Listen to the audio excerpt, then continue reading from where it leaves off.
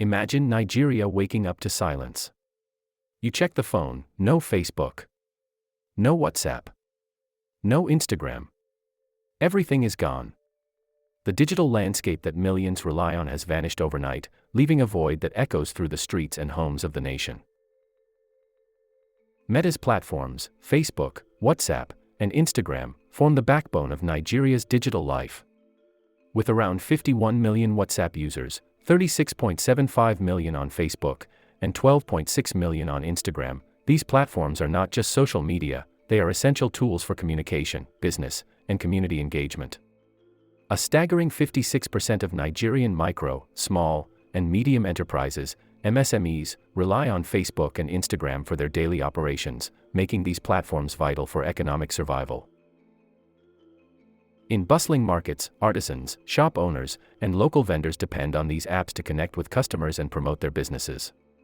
The impact of losing access to these platforms would be catastrophic, as many would struggle to reach their audience and maintain sales. Tensions have been brewing between Meta and Nigerian regulators. In 2022, Nigeria's advertising regulator sued Meta for running unapproved ads, raising concerns about compliance and accountability. Fast forward to 2024, WhatsApp hinted at a potential exit over privacy rules, sending shockwaves through the digital community.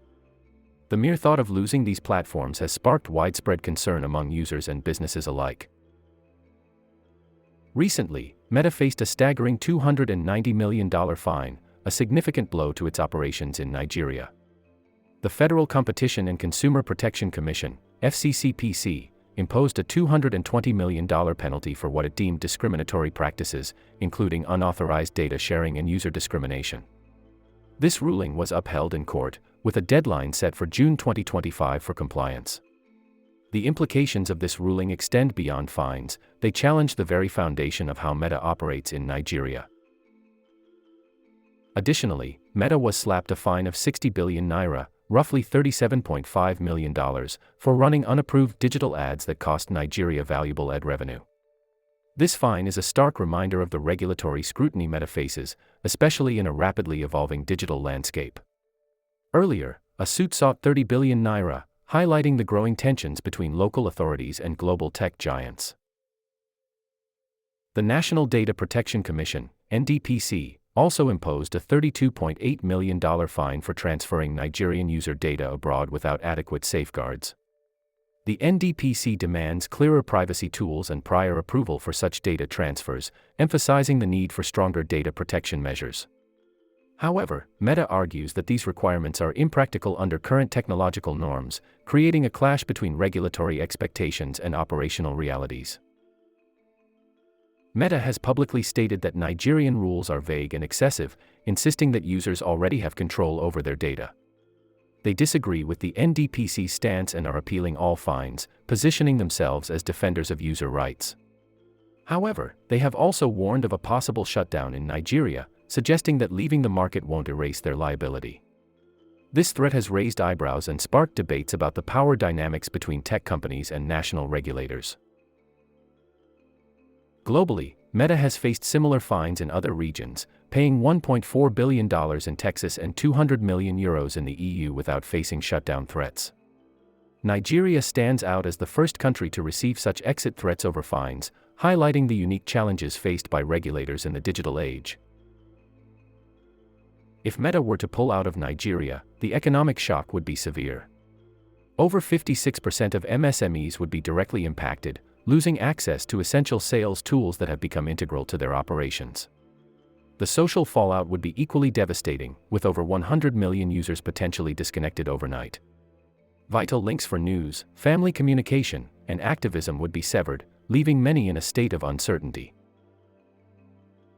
Users might turn to alternative platforms like TikTok, Twitter, or local apps, but no platform matches Meta's scale or integration.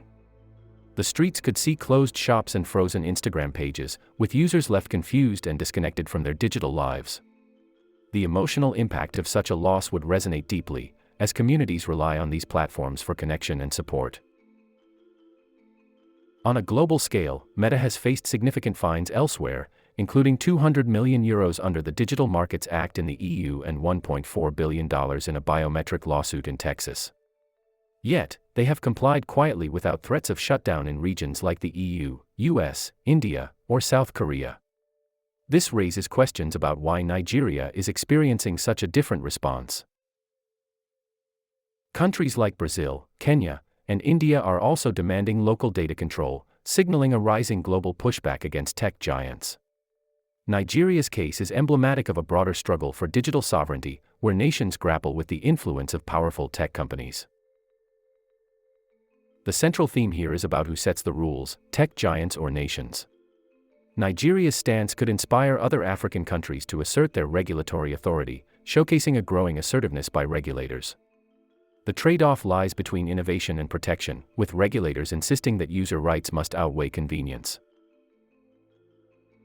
This situation is more than a local dispute, it's a global test.